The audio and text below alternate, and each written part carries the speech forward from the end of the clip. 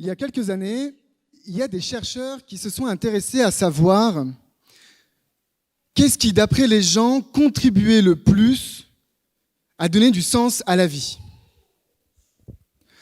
Donc ce que ces chercheurs ont fait, c'est qu'ils sont allés voir des personnes, ils ont fait un sondage, ils ont montré des éléments à des personnes en leur demandant « Est-ce que pour vous, ça contribue ou non à donner du sens à la vie ?» Et la réponse qui est arrivée en haut du classement, c'est « Trouver l'amour ».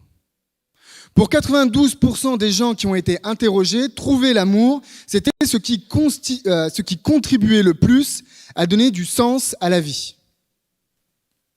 Et lorsque ces mêmes chercheurs ont demandé aux gens ce qu'ils pensaient de croire en Dieu, seulement 45% des gens ont répondu positivement. Ça veut dire que moins d'une personne sur deux considérait que croire en Dieu contribuait à donner du sens à la vie. Pour nous, c'est un peu surprenant parce que pour tout chrétien, croire en Dieu égale trouver l'amour. D'ailleurs, dites-moi, quel est le verset de la Bible que tout chrétien connaît par cœur ? Il nous a été lu rapidement pendant la louange. Quel est le verset de la Bible que tout chrétien est capable de réciter de tête ? Jean 3,16. Que nous dit Jean 3,16 ? Lisons ensemble. Jean 3,16 nous dit « Car Dieu a tant aimé le monde qu'il a donné son Fils unique afin que quiconque croit en lui ne périsse pas, mais qu'il ait la vie éternelle. » Dieu a tant aimé le monde. Dieu aime le monde. Dieu vous aime, Dieu m'aime, Dieu nous aime. C'est ce qu'on se répète à longueur de sermons. Mais moi, je me suis quand même posé la question. Je me suis dit, mais quelle garantie est-ce que j'ai, moi, que Dieu m'aime ? Qu'est-ce qui peut nous permettre de si facilement affirmer que Dieu nous aime ? Et puis, d'ailleurs, en quoi est-ce que le fait d'avoir donné son Fils est un gage d'amour ? Comment est-ce que je dois comprendre le lien entre cet acte et l'amour de Dieu? Et personnellement, j'ai trouvé la réponse en fait dans un geste que mon père, mon papa, mon géniteur, un geste que mon père a eu envers moi dans ma jeunesse. Il devait être à peu près 22h quand le téléphone a sonné à la maison. C'est mon père qui a décroché. Quelqu'un au bout du fil lui a dit « Bonjour, est-ce que vous êtes bien monsieur Calment ?» Le père a répondu « Oui ». Là, la personne lui a dit « Très bien, est-ce que monsieur Benjamin Calment est votre fils ?» « Oui », a répondu mon père. « Très bien, alors soyez informés que votre fils a été placé en garde à vue au commissariat central de Toulouse et que demain matin, il y aura une perquisition à votre domicile et il faut que vous soyez disponible. » À ce moment, mon père, il a eu un réflexe, il est monté dans ma chambre, il a fouillé ma chambre et il a trouvé ce que la police aurait trouvé si elle avait fait cette perquisition. Il a trouvé une plaquette de 175 grammes de résine de cannabis.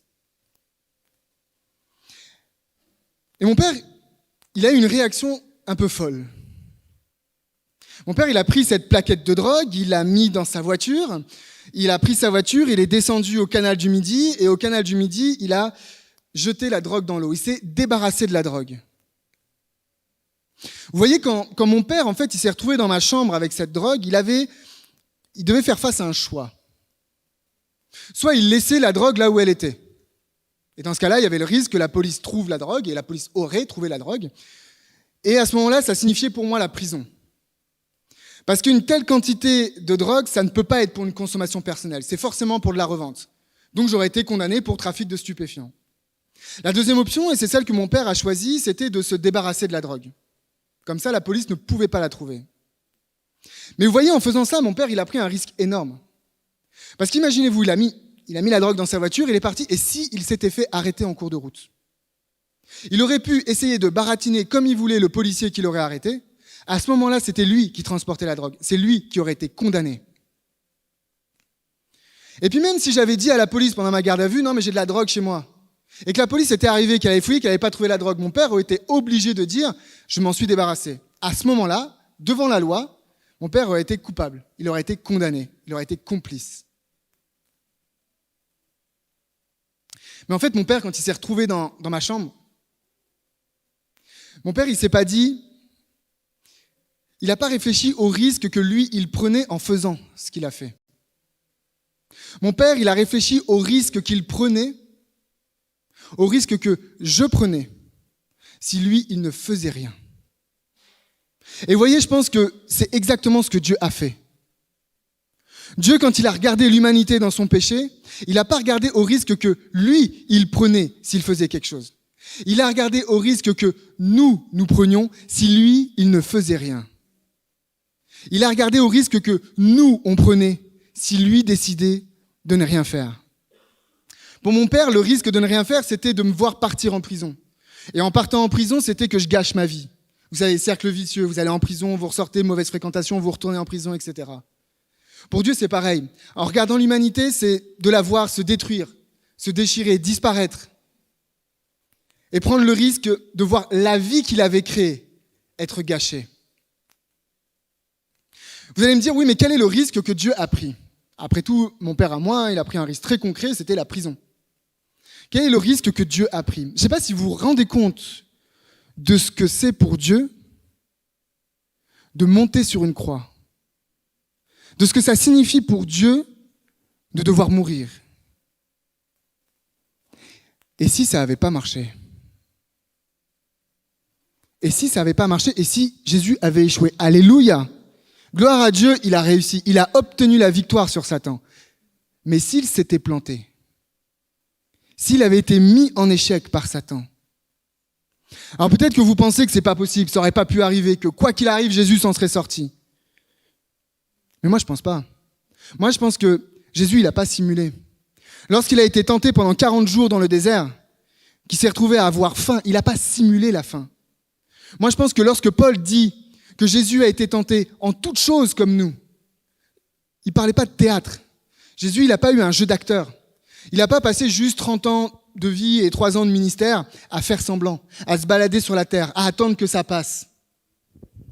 Non, mes amis, moi, je pense que l'univers tout entier était en jeu à ce moment-là. Dieu, il a pris un risque. Ce risque, il s'appelle Emmanuel.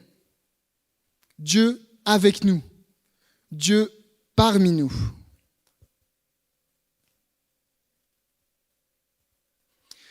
Mais encore plus formidable finalement que le fait que mon père ait pris un risque pour moi, je trouve que c'est le contexte dans lequel mon père a pris ce risque.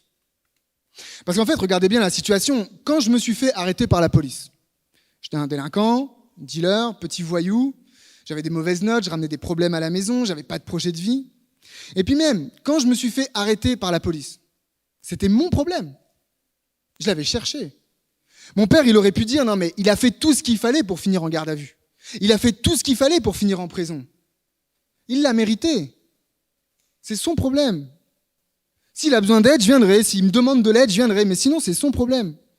Parce que c'était pas un complot contre moi. J'étais pas victime dans l'affaire. J'étais coupable.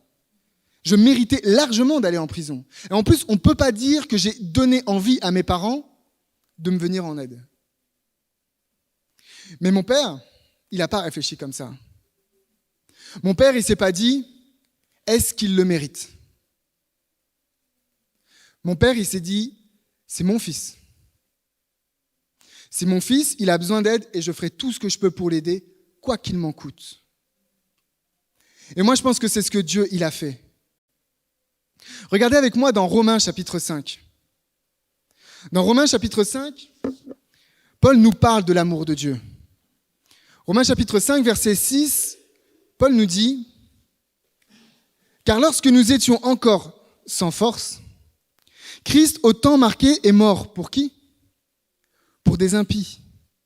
À peine mourrait-on pour un juste, quelqu'un peut-être mourrait pour un homme de bien. Mais Dieu prouve son amour envers nous en ce que lorsque nous étions encore des pécheurs, Christ est mort pour nous. » Waouh!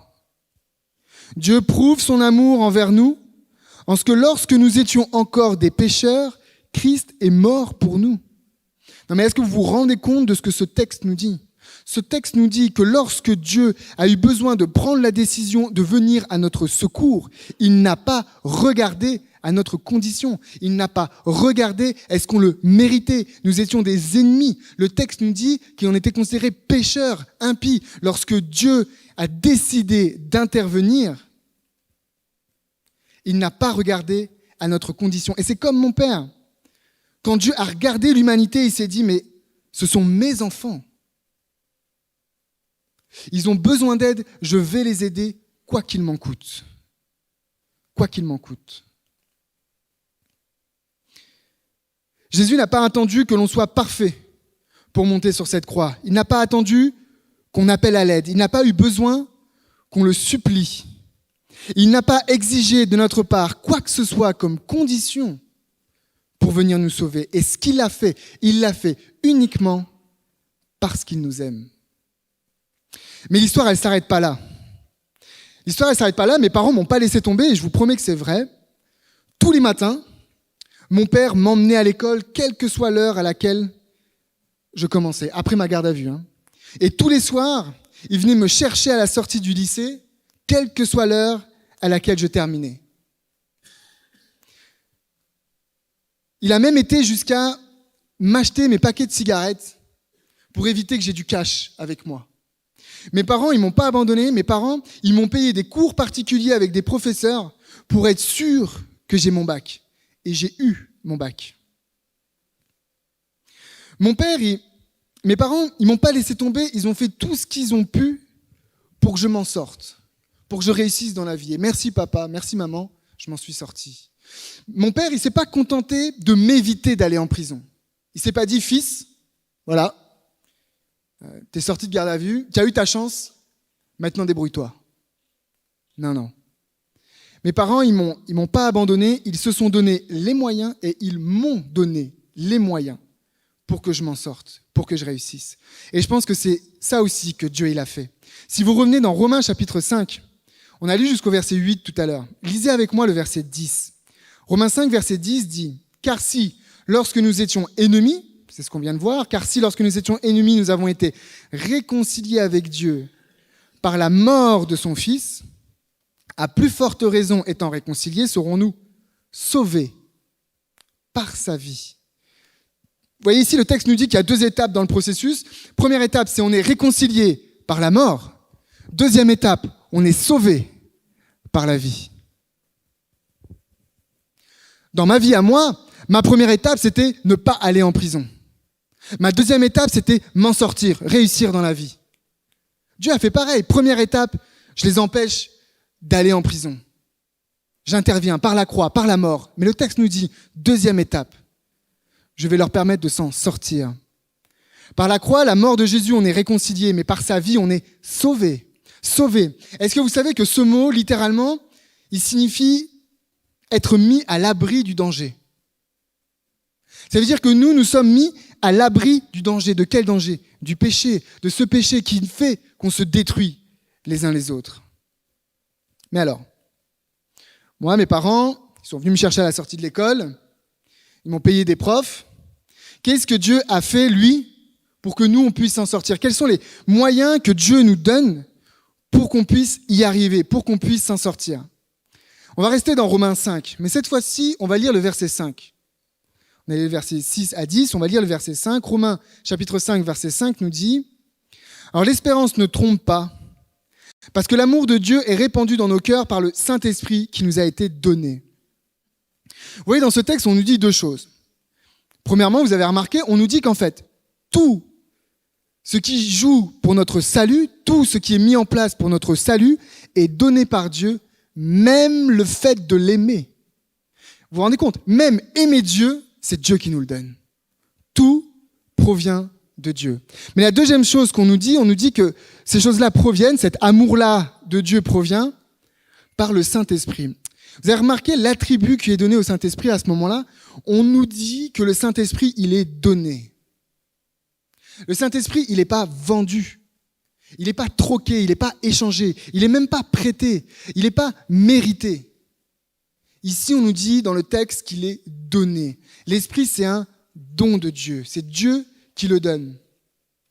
D'ailleurs, dans Jean chapitre 15, verset 5, Jésus dira « Sans moi, vous ne pouvez rien faire. Vous ne pouvez rien faire. » Or, Jean 14, 15, 16 traite de quel sujet ? Ce texte parle du Saint-Esprit. Donc, en fait, Jean 15, verset 5 nous dit « Sans l'Esprit, vous ne pouvez rien faire. » Sans l'esprit, vous ne pouvez rien faire. Vous ne pouvez pas être bon, vous ne pouvez pas être gentil, vous ne pouvez pas être généreux, vous ne pouvez pas être honnête. Sans Jésus, ces choses-là sont juste impossibles à atteindre.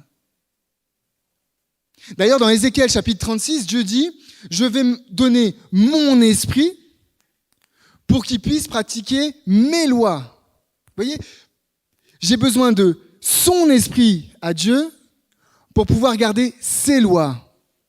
Le texte ne dit pas que mon esprit à moi, en tant qu'être humain, va pouvoir garder ses lois à lui. Il dit non. C'est par son esprit que je vais pouvoir garder ses lois. C'est pour ça que Paul peut affirmer dans l'épître aux Thessaloniciens que le Dieu de paix vous sanctifie lui-même tout entier. Vous sanctifie lui-même. C'est Dieu qui sanctifie. C'est Dieu qui s'occupe de ça. Il ne dit pas que moi je dois me sanctifier, que je dois faire tout un tas d'efforts et de rites pour réussir à me sanctifier. Il dit non, c'est Dieu qui le fait, c'est lui-même, c'est son job, c'est son boulot, c'est lui qui va me sanctifier. Vous voyez, comme mes parents se sont donné un mal fou pour que moi je puisse m'en sortir, Dieu il fait pareil, il se donne un mal fou pour que chacun d'entre nous, on puisse s'en sortir. La Bible nous enseigne que c'est Dieu qui fait toutes choses, même notre purification, notre sanctification, notre guérison et même le fait, même l'origine de notre amour pour lui et pour notre prochain, c'est Dieu qui nous le donne. Claude, notre pasteur, nous a parlé lors de sa première prédication que la marche chrétienne, le parcours chrétien commence par être assis. Paul dit dans l'épître aux Éphésiens que Dieu, encore une fois, nous a fait asseoir dans les lieux célestes en Jésus-Christ. Vous voyez, nous, quand on se convertit, quand on est à fond pour Dieu, on se dit, allez, je vais marcher, je vais aller faire des choses, je vais aller évangéliser. Dieu dit, non, stop, commence par t'asseoir. C'est Dieu qui est debout, c'est Dieu qui fait les choses, c'est Dieu qui fait le job. Nous, on est les bénéficiaires et c'est Dieu qui est l'acteur. D'ailleurs, je ne suis pas en train de vous inventer quelque chose que j'ai trouvé dans 3 versets que j'essaye de vous refourguer. C'est quelque chose de toute la Bible nous en parle. Regardez, pensez à Adam et Ève. Adam et Ève, ils ont péché. Première chose qu'ils font, une petite jupe de feuilles. Mais tout de suite après, qu'est-ce qui se passe? Dieu va tuer un animal, va prendre la peau et va couvrir Adam et Ève. C'est Dieu qui tue l'animal, c'est Dieu qui fait ce sacrifice et c'est Dieu qui les couvre. Dieu a été l'acteur. Adam et Ève ont été les bénéficiaires. Regardez Abraham. Vous connaissez peut-être ce passage dans l'Ancien Testament. En Orient, à l'époque, quand on faisait un contrat, un deal avec quelqu'un, on prenait des animaux, on les coupait en deux. Oui, ils faisaient comme ça, hein. On les disposait de part et d'autre, les parties, et puis la personne qui prenait l'engagement devait passer au milieu de ces animaux-là. Qui est passé dans ce cas-là? C'est Dieu. C'est Dieu qui est passé entre les animaux. C'est Dieu qui a pris l'engagement. Abraham, il a fait qu'une chose, répondre à l'invitation de Dieu. Dieu était l'acteur, Abraham était le bénéficiaire. Mais pensez au peuple d'Israël qui est sorti d'Égypte. Ils ont fait quoi pour sortir? À la limite, ils ont mis un peu de sang sur un linteau à la 10e plaie. Les 9 premières plaies, c'est Dieu qui les a fait tomber. C'est Dieu qui a fait le job. C'est Dieu qui est intervenu. C'est Dieu qui a été l'acteur de cette libération. Le peuple d'Israël a été le bénéficiaire. Mais regardez, même le message du sanctuaire qui nous est très cher. Dans le sanctuaire, dites-moi, le pécheur, il fait quoi? Dans le message du sanctuaire, le pécheur, allez, il égorge l'agneau, il confesse ses péchés. Mais tout le reste, tout ce qui se passe dans le sanctuaire, c'est le prêtre qui s'en occupe. Dites-moi, la loi, dans le sanctuaire, elle est où? La loi, elle est dans un coffre. Lui-même, il est dans une pièce où personne n'a le droit de rentrer, sauf le grand prêtre. Et encore, condition drastique, il faut qu'il soit habillé d'une certaine manière et c'est une fois par année. C'est inaccessible, ces choses-là, pour moi. C'est pas moi qui vais faire les choses dans le temple. C'est grâce à l'agneau et au prêtre que je peux avoir accès au pardon de Dieu, à la régénération. Et l'Épître aux Hébreux nous dit clairement qui est l'agneau et le grand prêtre. C'est Jésus. Jésus est l'acteur dans le sanctuaire. Moi, je suis le bénéficiaire de tout ce qui se passe dans le sanctuaire. Mais même le sabbat. Regardez le sabbat. Dites-moi, l'homme, il a été créé quand? 6e jour, vendredi. Donc le premier jour que l'homme a vécu du lever au coucher du soleil, c'était quoi? Samedi. Dieu, lui, il a bossé pendant 6 jours. Dieu, lui, il a été à l'œuvre pendant 6 jours. Et il s'est reposé le 7e. Mais l'homme, il a commencé par se reposer. Il a commencé par s'asseoir. S'asseoir et contempler l'œuvre de Dieu. Mes amis, la Bible nous enseigne que le salut, c'est l'affaire de Dieu. Et ça, c'est important de le comprendre. Mais j'aimerais juste rajouter quelque chose. Certains d'entre nous pensent que Dieu, c'est comme un philosophe qui nous balance des punchlines de sagesse, qui nous dit, voilà, j'ai écrit un bouquin, y a plein de méditations inspirantes là-dessus, lis-le et débrouille-toi. Vas-y, regarde, je t'ai envoyé mon fils, il t'a montré l'exemple, essaye de faire pareil. Débrouille-toi. Non, ça c'est faux, mes amis. La Bible, elle nous présente un Dieu qui vient, qui intervient, qui va donner les moyens de changer. Par la mort de Christ et par l'Esprit Saint qu'il nous donne, c'est lui qui nous donne les moyens de changer. Il nous donne un but, mais il nous donne les moyens d'atteindre ce but. Notre Dieu, c'est un Dieu qui prend l'initiative, qui vient à ton secours. C'est un Dieu qui monte sur une croix quand personne ne lui a demandé de le faire. C'est un Dieu, mais qui tellement il t'aime, qu'il fera tout ce qu'il peut pour que tu puisses t'en sortir. Et d'ailleurs, c'est ce qui fait de notre Dieu un Dieu si merveilleux. Dans d'autres religions, tu dois mériter ton salut. Tu dois faire tout un tas de rites. C'est très difficile d'obtenir le salut. C'est seulement les plus assidus ou les plus vaillants qui peuvent obtenir le salut. Mais dans notre Bible, notre Dieu à nous, non seulement il te dit c'est là-bas qu'il faut que tu y ailles, mais en plus il te prend sur les épaules et il t'y emmène. Il y a un dernier élément que je voudrais partager avec vous, c'est quand je suis sorti de ma garde à vue, quelques semaines après, j'ai dû passer devant un juge pour mineurs. Je me souviendrai toujours de ce jour. On est arrivé dans le bureau du juge, donc il y avait le juge, moi et mon père. Et le juge, la première chose qu'il a faite, c'est qu'il a ouvert le code pénal ou le code civil, j'en sais rien, la loi. Il a pris la loi, il a pris le paragraphe qui concernait mon infraction, il l'a lu, il a retourné le bouquin, il me l'a glissé, il me l'a donné, il m'a dit « Tu vois, c'est écrit là. Toi, tu mérites ça. » Quelques mois de prison, je sais plus, ferme et puis une amende, je sais plus ce que c'était. Puis il a commencé à me faire la morale. Tu te rends compte, c'est mal, ta vie, t'es en train de la gâcher, regarde ce que tu fais à ton pauvre père, etc. Puis le juge m'a dit « Maintenant, tu sors. J'ai besoin de discuter avec ton père. »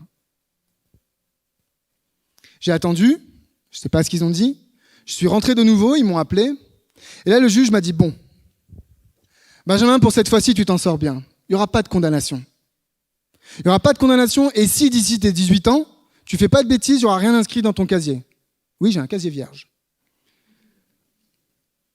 Et le juge m'a dit, ton père a intercédé pour moi. Ton père a intercédé pour toi. Ton père a intercédé pour toi. Et il s'est engagé à faire afin que toi, tu puisses réussir ta vie, que tu puisses t'en sortir et que tu ne recommences pas. Vous voyez, dans la Bible, on nous présente aussi Jésus comme celui qui intercède pour nous.